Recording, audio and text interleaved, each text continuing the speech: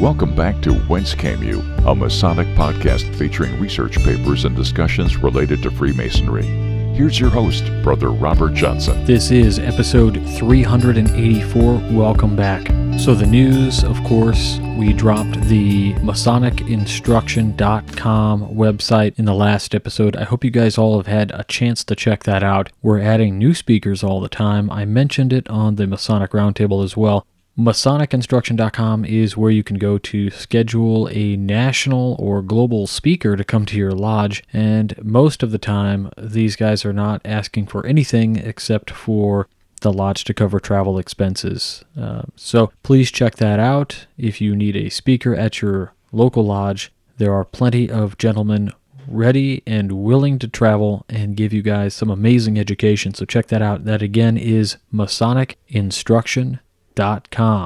And just as a reminder, I don't manage anybody on the website. I've just put it together as a one-stop shop for everybody to go and check it out. We'll get to this week's paper and theme in just a moment.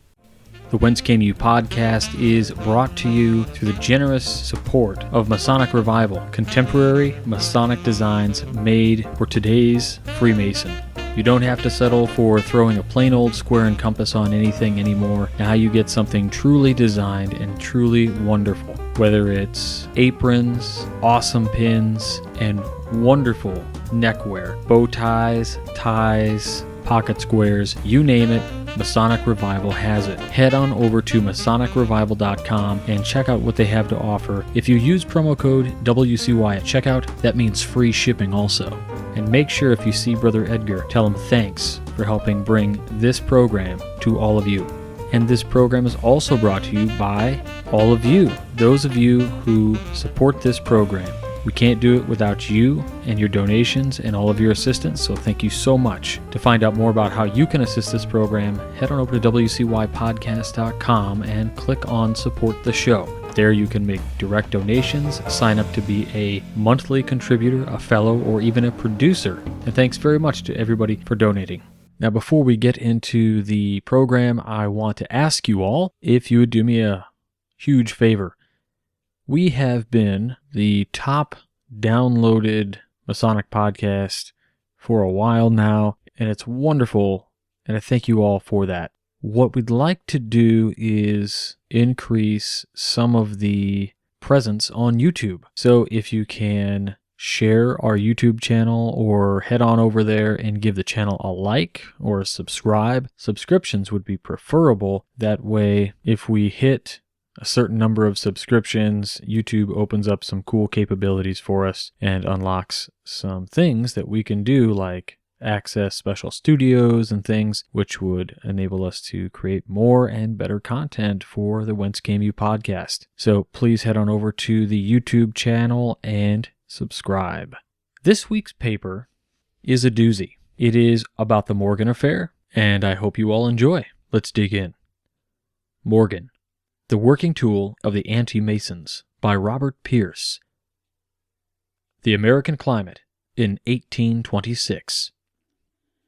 It was July 4th, 1826, only 15 years following our Declaration of Independence, that Thomas Jefferson and John Adams passed from the American scene. We were concluding a half-century of American history and progress, which had seen the arrival of Fulton's steamboat and Whitney's cotton gin, the opening of the Erie Canal, ushering in the Great Canal building era, and our rapid westward expansion, a result of the Louisiana Purchase, and as evidenced by the addition of 11 more stars to our nation's flag. During that 50-year period, we nearly came to blows with France, waged war on foreign soil at Tripoli and in Florida, which still belonged to Spain until 1819, and had to fight the English a second time to secure our independence. We had created a constitution containing rights never before known to man, surveyed the Pennsylvania Whiskey Rebellion, the result of a special liquor tax, and passed Henry Clay's Missouri Compromise Bill, believing such a law would bring an end to congressional battles over the admission of free and slave states.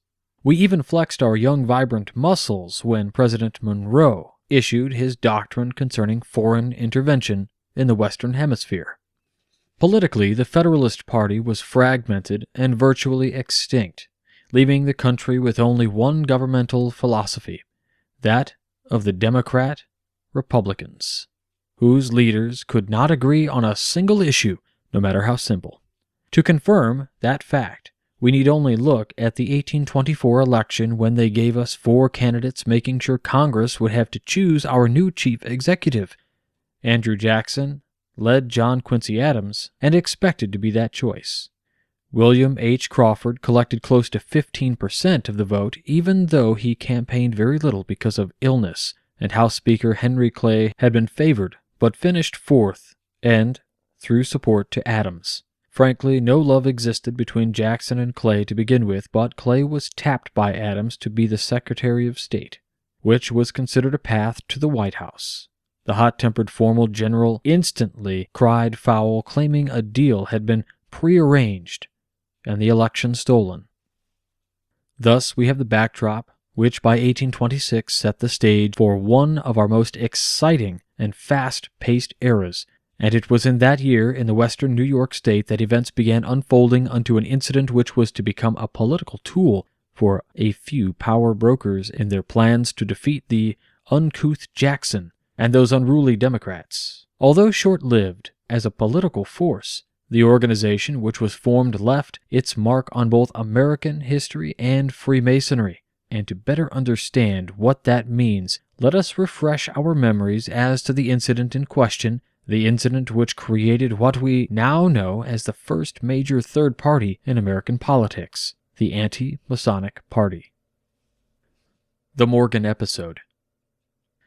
A man named William Morgan, living in Batavia, New York, and supposedly a Mason, had announced his intentions to publicly disclose in print all of the great mysteries and secrets of the Society of Freemasons. Batavia, located in Genesee County, was split between outrage and anticipation, but before any of those great secrets could be known, the man disappeared, and was never seen or heard from again. Genesee County was actually referred to as the quote-unquote burned-over district because of its many religious revivals.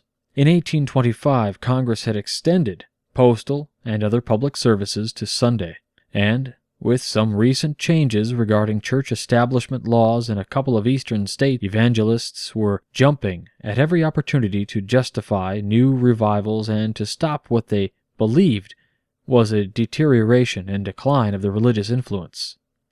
The Morgan disappearance could not have occurred at a more opportune moment, and Masons were undoubtedly responsible. Thus we have the spark, Morgan, that ignited the flame for yet another revival, this time an actual crusade aimed at a particular group, the Fraternity of Freemasons. Charges that the fraternity was a church substitute and its initiation a replacement for baptism sprang forth. Our meetings were called wild drunken parties. After all, Masonic growth had coincided with increased liquor consumption, and our society was condemned as a society at war with Christianity because of its pagan rituals and oaths. We were often compared to Roman Catholic Church, which much of the populace also feared. No one seemed to care about Morgan's whereabouts, alive or dead. He was enshrined as an outstanding individual of outstanding character, with outstanding loving family, who was destroyed for wanting to do something he knew had to be done.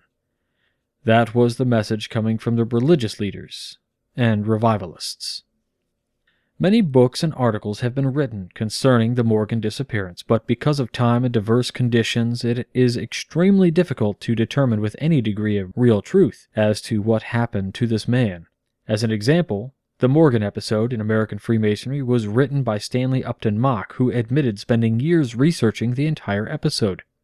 Reverend Mock was made a Mason in Batavia Lodge number 475 in 1915, 2 years after he began his service as a minister for the First Presbyterian Church of Batavia in New York. He was still serving that church in 1930 when he wrote his book, which, when compared to other authors and historians, still left unanswered questions and discrepancies.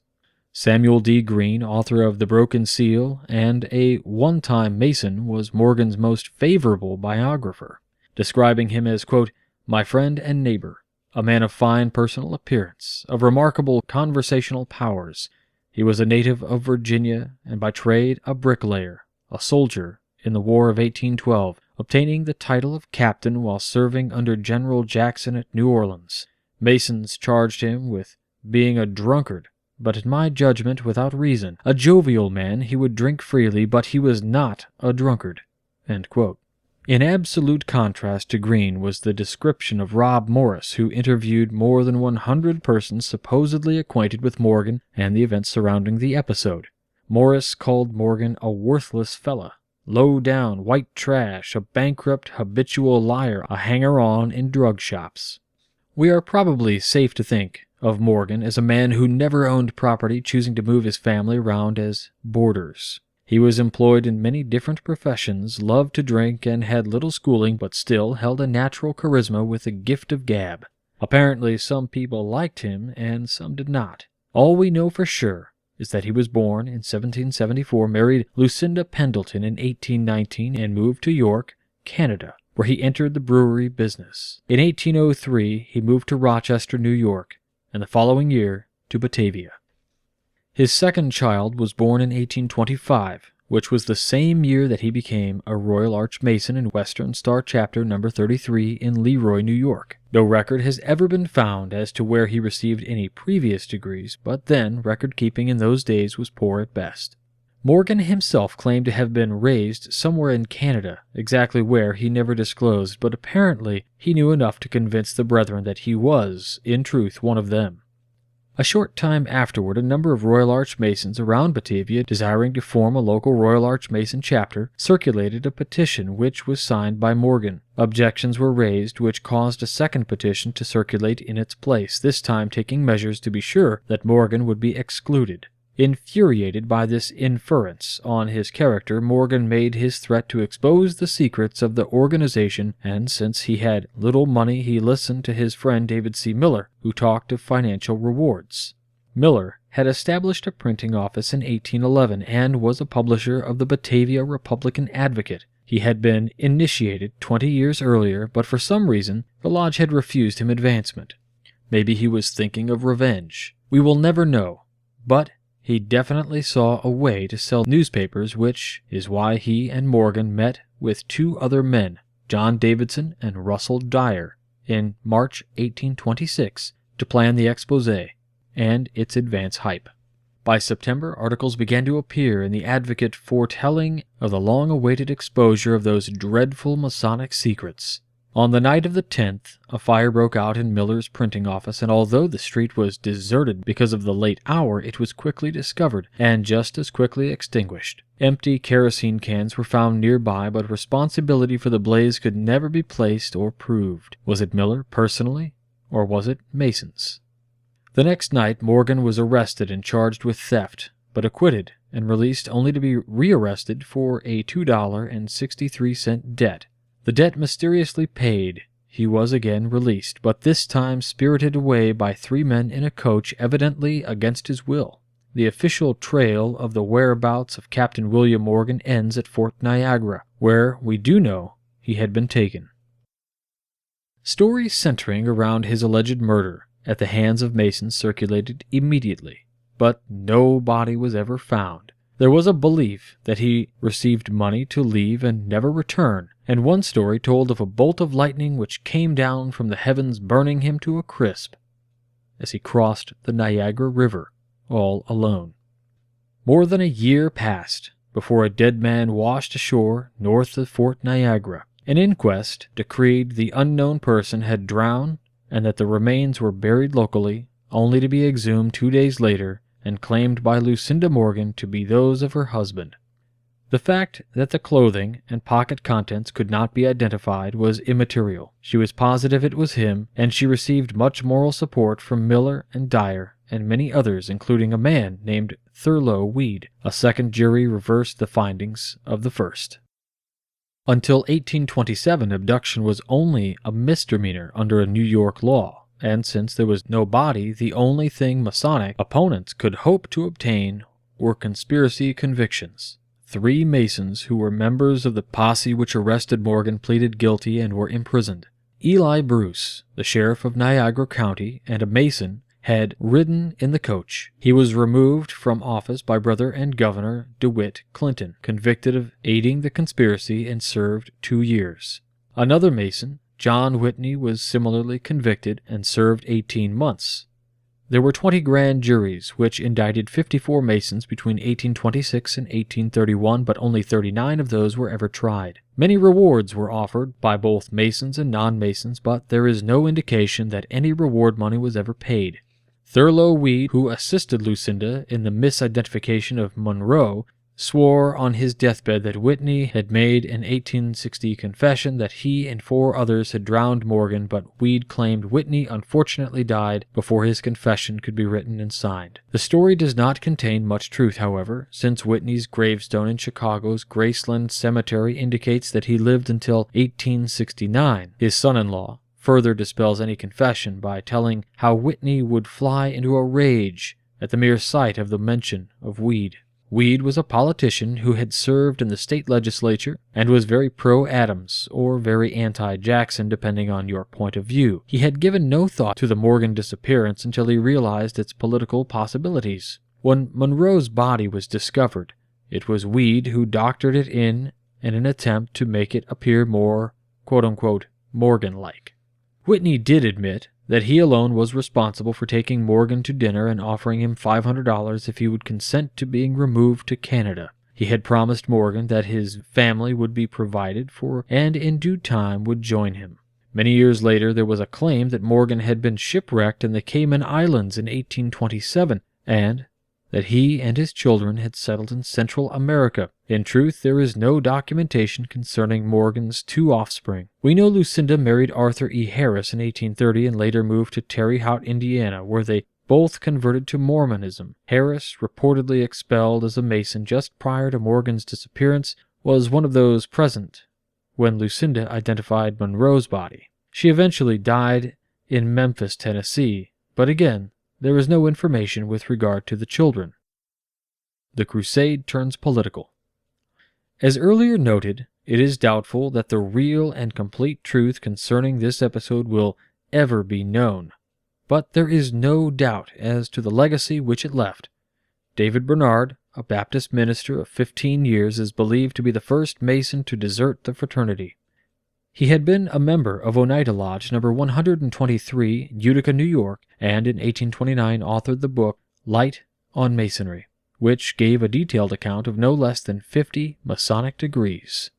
John G. Stearns, another Baptist clergy, had renounced Masonry in July of 1826 because of what he called an ecclesiastical difference, but that was prior to the Morgan disappearance. It was Stearns, by the way, who attempted to connect the fraternity with the Illuminati, which many believed was the force behind the French Revolution.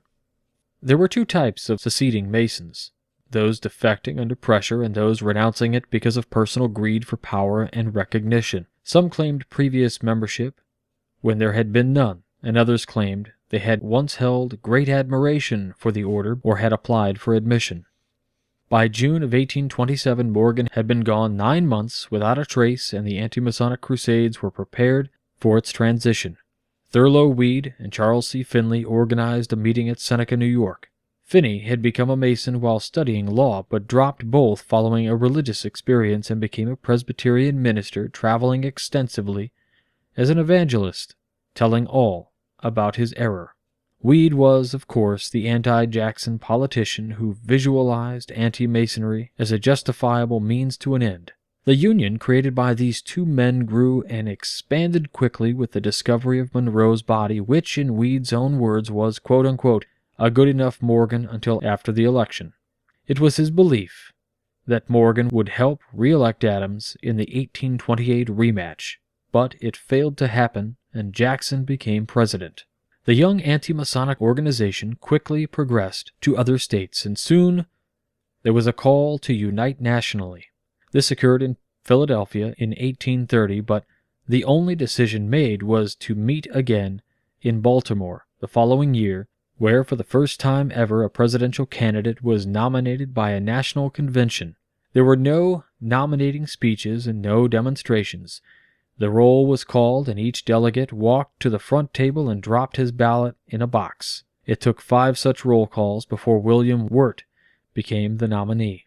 The Anti-Masonic political party was now fully formed and had also created a political platform, another first, outlining the party's stand on current issues. It consisted of 19 resolutions, all directed toward total destruction of Freemasonry.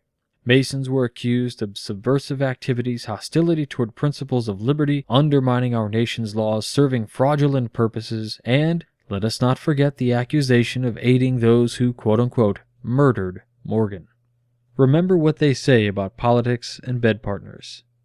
Supreme Court Chief Justice John Marshall, a 3-term Grand Master of Virginia, accepted an invitation to attend and was seated near the podium. Richard Rush, who served in the cabinets of Madison and John Quincy, was a candidate for the nomination and, like Wirt, had been initiated. Wirt had received his first degree 30 years earlier but never advanced. In accepting the nomination, he refused to denounce the fraternity, but instead gave the delegates 2 chances to reconsider their choice, saying he, quote-unquote, regarded Masonry as nothing more than a social and charitable group designed for the promotion of good feelings amongst its members and for the pecuniary relief of their indigent brethren, end quote.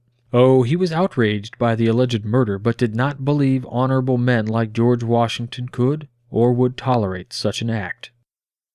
The other 2 parties immediately picked up the convention idea, with the National Republicans choosing Henry Clay in December of 1831, and the Democrats officially uniting behind Jackson the following May. Many anti-Masons had preferred Clay because of their strong anti-Jackson feelings, but he refused to renounce his membership, and, like Jackson, he had also served as a Grand Master. It was, however, widely circulated that he had terminated his Masonic affiliation due to a lack of interest, a thought no doubt fueled by a notice in the January 7, 1832 Niles Weekly Register, which stated that he had withdrawn from Lexington Lodge on November 11, 1824. The notice had been placed by the Lodge Secretary, an apparent effort to aid the candidate. In direct conflict to the notice was a letter which Clay wrote on March 24, 1824, in which he said, quote, "If Morgan has been murdered or carried into captivity, I certainly could not approve of it, but if one or the other has been done, I presume it has been the work of some misguided individuals, which, however responsible it may be, ought not to affect the whole order. I am myself a Mason, and although not a bright one nor a regular attendant of lodge, I respect the craft and its members generally." End quote.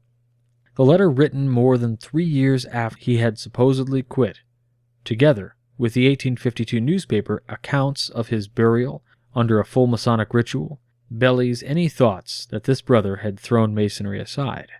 It is also of interest to note that the anti-Masons brushed aside George Washington's membership, concluding that he had, in reality, renounced the institution, since he only attended the lodge a couple of times after 1768. Of course, the party faithful either did not know or chose total ignorance of the facts concerning his Masonic activities while serving as our president.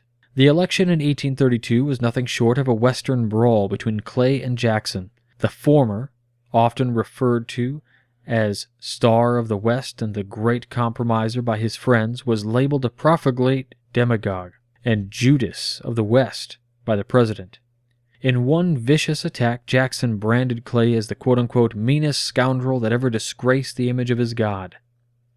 Nothing too mean or low for him to condescend to. Secretly, to carry his cowardly and base purpose of slander into effect, even the aged and virtuous female is not free from his secret combination of base slander.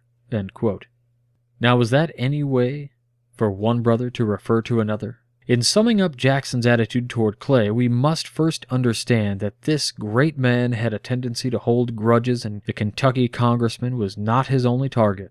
The general's first vice president, John C. Calhoun, had also fallen from his favor and had resigned.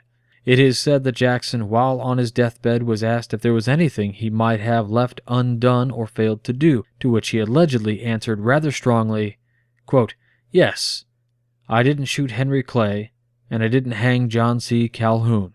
End quote.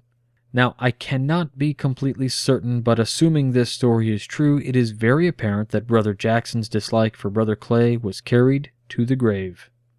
Masonry was definitely not the major issue of the election despite anti-Masonic efforts and the Democrats' many references to the fact that all three candidates were Masons.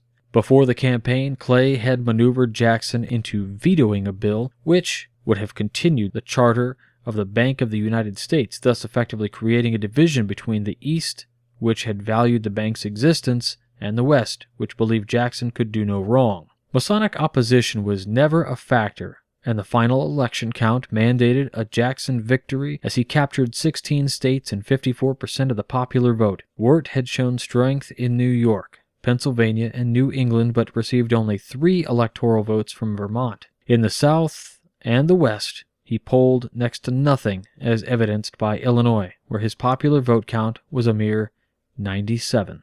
The Anti-Masonic Party had clearly peaked, and its only strength remained at the state level. In New York, men like William H. Seward, who later served as Lincoln's Secretary of State and was responsible for purchase of that barren Alaskan wasteland, and Millard Fillmore, our 13th president, had risen quickly with the party and survived. Masonic Resistance to the Anti-Masons. From 20,000 members and 480 New York lodges in 1825, the numbers dropped to 3,069 lodges by 1836. Only 2 lodges survived west of the Genesee River, and only 1, Olive Branch, remained in Genesee County, where the episode had taken place just 10 years before. There were no laws forbidding oaths or preventing Masons from holding public office, despite tremendous pressure to the contrary, and although no statewide Masonic investigation had been conducted, Weed and Seward had concluded that Masonry in New York was near extinction, and since the Anti-Masonic Party was so closely allied with the fledgling National Republican Party, on all major issues both had very strong anti-Jackson beliefs. They launched a movement to unite the two. Thus, in the winter of 1834, they had laid the foundation for a new Whig party. The Anti-Masonic Party, however, did continue to flourish in Pennsylvania, where John Rittner, the Anti-Masonic candidate for governor, defeated George Wolfe, a Democrat and Mason, after losing the 2 previous elections to him. Under Rittner, the General Assembly was bombarded with bills aimed at the destruction of Freemasonry.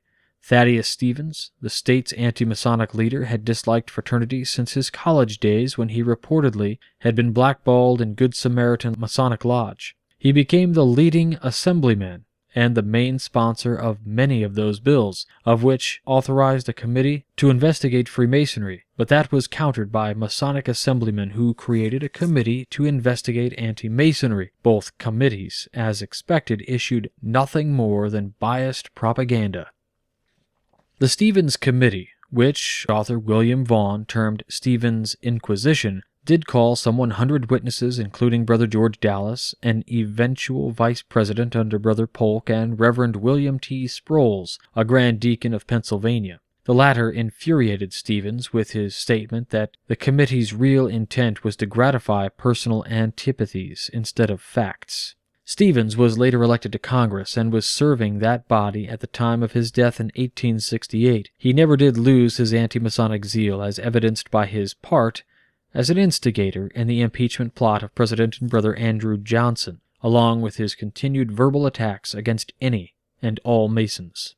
New York and Pennsylvania had acted like twins in handling the anti-Masonic situation, but neither could approach the antagonism and venom exhibited in Vermont, where every effort was made to exclude Masons from public office, juries, and the voting booth, and church membership. Here was probably the only true focus against the fraternity, and not just against Jacksonian Democrats. 2 examples of Vermont's animosity were an 1830 Masonic funeral in Danville and a grits mill partnership in Bristol. Relatives and Masonic friends at the funeral occupied one room, and anti-Masons and their allies occupied another. Each group then stood on opposite sides of the grave. In the Bristol situation, one partner was a Mason and the other an anti-Mason. The mill was patronized by lodge members one week and anti-Masons the next. It is interesting to note that one of the party leaders in Vermont, Dr. Nathaniel Ives of Wellington, had been a Mason until 1824, when he was expelled for seducing his neighbor's wife.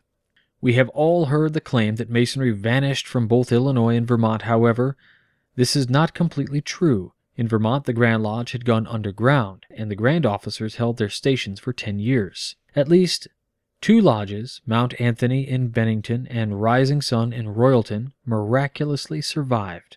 In Illinois, the last official act of our first Grand Lodge was on January 1st, 1827, when it installed the first officers of a lodge at Fever River, later known as Galena. The lodge, Strangers Union No. 14, eventually applied for a charter from Missouri and is known to have existed as late as June of 1829. 13 months later, a request to the Grand Lodge of Missouri for the charter was made by another group of Galena brethren.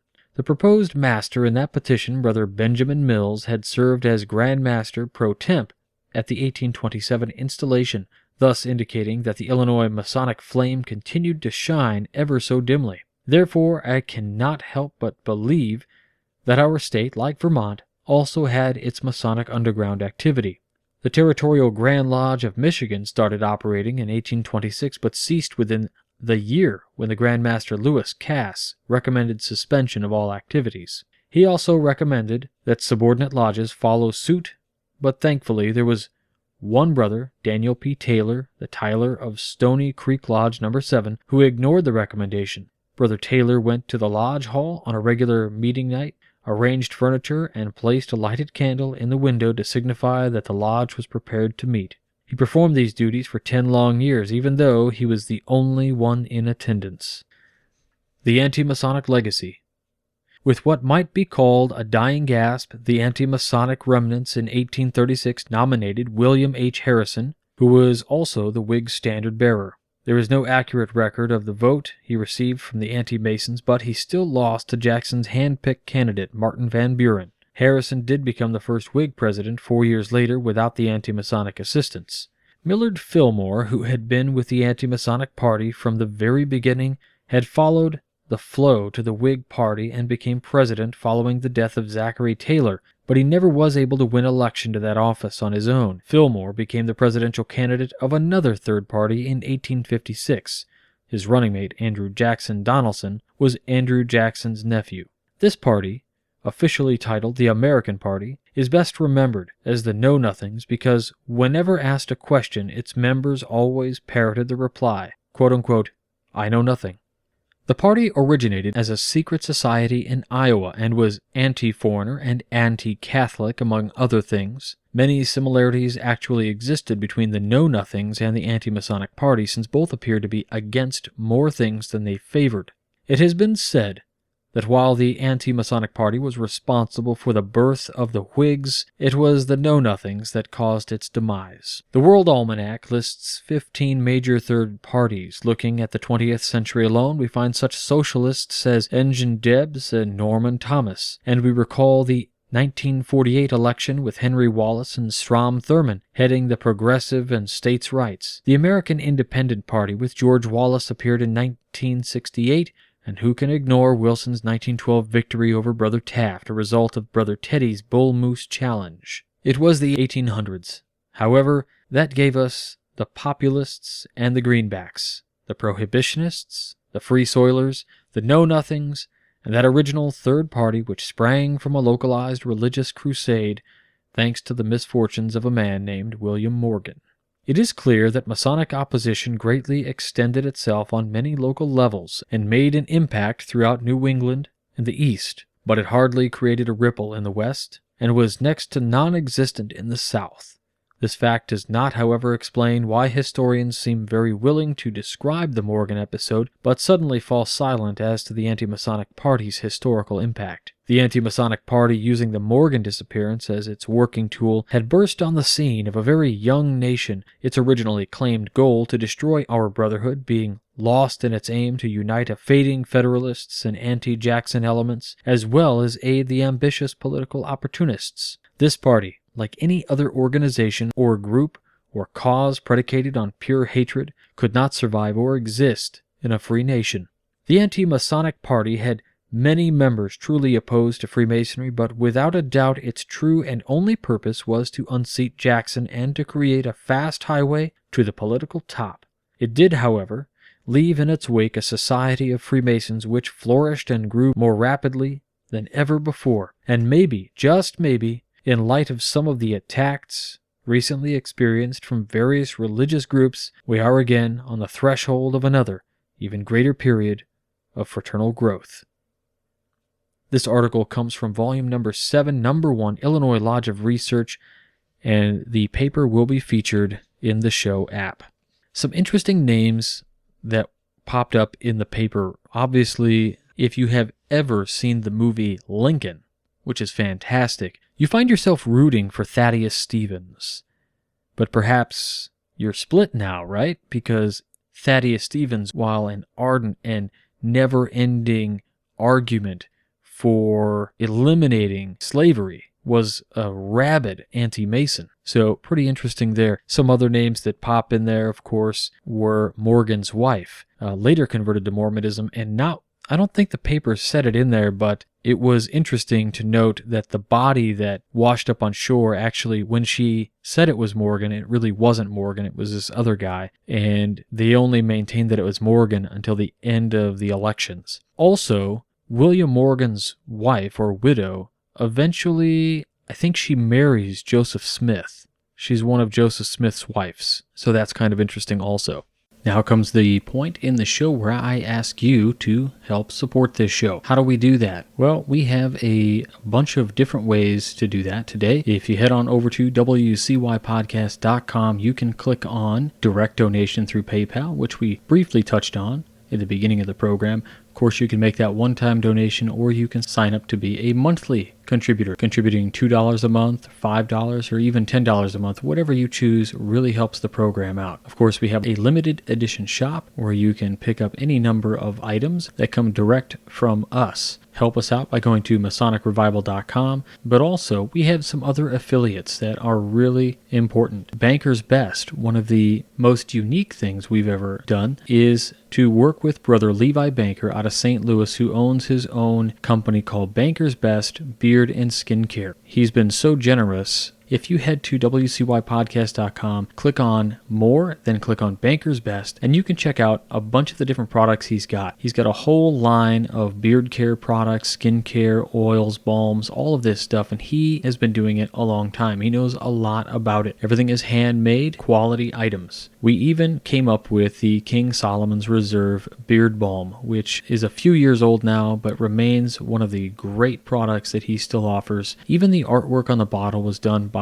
a brother. The nice thing about this particular product is 50% of the proceeds come back to the program. If you're a history guy like me, then you'll be pleased to know that what makes the beard oil and balm very special is that it was made utilizing the fragrances specific to the exports of King Solomon's time and location, which is amazing. So black fig and honey is the formula. Luxurious scent, as Levi says, truly fit for our first Grand Master. If you use the promo code BBWCY357 at checkout, you'll also get a little bit of a percentage off. Please check that out. Banker's Best, or just head on over to buybankersbest.com. We also have a code with On It. You can go to our website, click on More, then go to On It, and you can click through any of the links here, or just go to onit.com and use the promo code WCY at checkout. You'll get 10% off, and they'll send a little bit back to the program to help us out. And of course, it's business time. The book that I wrote with John T. Ruark, it is making some real waves, and people are using it and seeing success. So check that out on Amazon. You can click right to it. You can get it on Audible, Kindle, or in print, even on iBooks. And last but not least, I want to ask you to check out the Great Books program. You'll see the banner for it on the left-hand side, Intellectual Linear Progression. Use the promo code WCY, or you can just click on that link there, and you'll actually go right to the website and hear a little bit from Scott Hambrick about how awesome the program is. So that's it. I hope you guys enjoy, and thank you so much for helping us out. One of the more interesting things that we're going to be launching very soon is Skull and Crown Limited. Some of you have received stickers or little cards in your packages or thank you notes when you have helped supported the show that show Skull and Crown Limited. What's the website? What is it really? Well, Skull and Crown Limited is my attempt at bringing fine stationery supplies to the fraternity things that are branded more on the occult side of things, symbology, but more crafted. And I'm not looking to invent anything new. What I'd love to do is to design some greeting cards and paper for our brothers out there. But more importantly, my main project right now is bringing a specific product to the masses, which I think will be beneficial to anybody and is not necessarily tied to Freemasonry at all, other than myself, a Freemason, is the proprietor of the business. It's a business that's under the WCY LLC, and I would just say that stay tuned for some great announcements coming over the next few weeks. Of course, if you are following Skull and Crown Limited on Facebook, great. If not, find them on Facebook. You can just search us, Skull and Crown LTD, and you should find us. We don't update a whole lot. This is, of course, a brand that we are just starting. It's kind of a startup, so it's just in the beginning stages. So thank you in advance to everybody who will show some support there. In other news, we're going to be moving all of the Masonic Curator videos to the WCY channel. Masonic Curators was a really great project. We did 50 episodes. We had some guests come on. I considered it very successful. We have people who are still subscribing to that channel. I'm not going to take that channel down, but I am going to slowly release a new video every couple days until all 50 are on the Whence channel, which is kind of a thanks to anybody out there who is going to subscribe to the channel. So just for you guys, thanks very much. And also what we'll do is we'll create some additional YouTube content. And one thing that I would love to do would be to put our remastered Manly P. Hall lectures. I can put them out on YouTube, but we're going to reserve doing that until we get to the 5,000 follower mark. So if we can get to 5,000 followers, I can release those, and we need to push it up to the 10,000 subscription mark. Once we get that, we can release even more stuff and take advantage of those great benefits that YouTube decides to lock away until we're super popular. Again, this show is the top downloaded Masonic podcast in the world as a podcast, not on YouTube. But now that our podcast is available on YouTube, we can build that up and take advantage of the tools that YouTube can give us. And of course, that is Masonic education. That's all we're trying to do is push Masonic education everywhere. And we do it one like at a time, one share, one subscribe. We do it by everybody out there who helps support this show. And we could not do it at all without you guys, really. So huge thanks again to everyone who participates.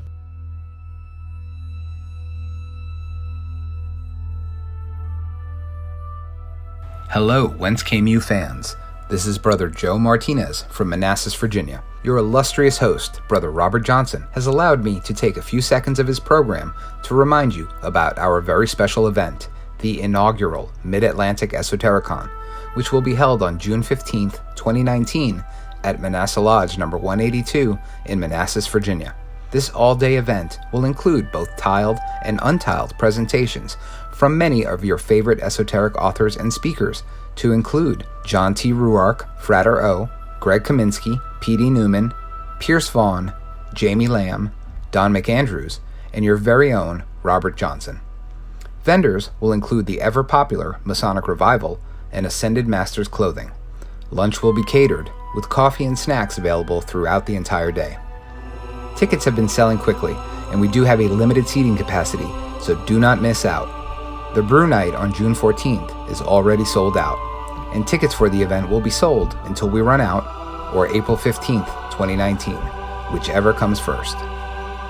For more information, visit us on Facebook at facebook.com/MA Esotericon, or to purchase tickets, please visit tinyurl.com/MA Esotericon, or search eventbrite.com for MidAtlantic Esoteric On. If you're looking for a more introspective, thought-provoking, and deeply engaging way to start your summer, look no further than the MidAtlantic Esoteric On. Again, tickets are going very quickly, so get yours today. And as always, thank you to my dear brother, Robert Johnson, for this time to promote what will certainly be an event to remember.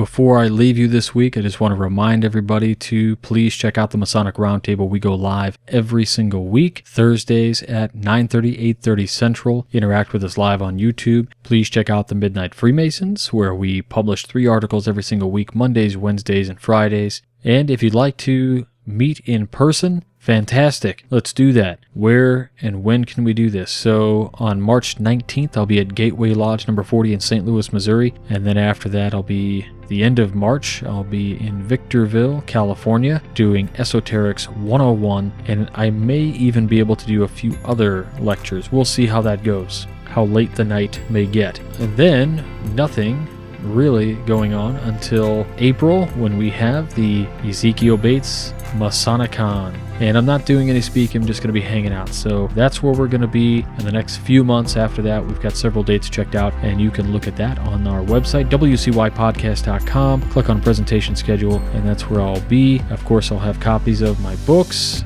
It's business time, and that's it. So thanks everybody for listening, and until next week, stay on the level. For Whence Came You, I'm Robert Johnson.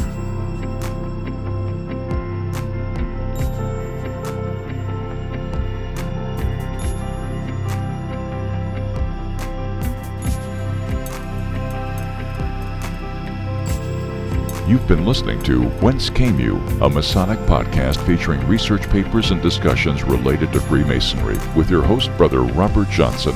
Be sure to join us for our next edition.